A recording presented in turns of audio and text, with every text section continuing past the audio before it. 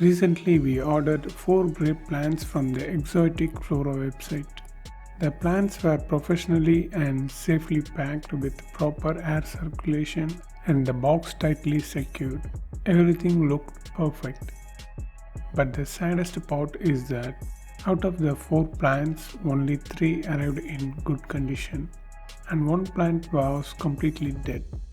Actually, the issue was not from the seller's side. The problem happened because of the delivery partner. They shipped the plants through a D courier company. We placed the order on the 9th October 2025 and it was delivered only on 17th October 2025, a total of 9 days.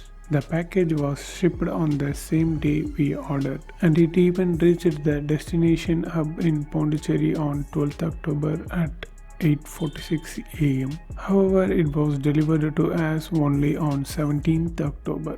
So the delivery partner took around 6 days just to deliver a package that was already a few kilometers away from the hub. So that's why that one grape plant died. It didn't receive sunlight for an unnecessary 6 days. So conclusion. Exotic Flora is a legit and professional website, but their delivery experience suffers because of the courier partner they are using.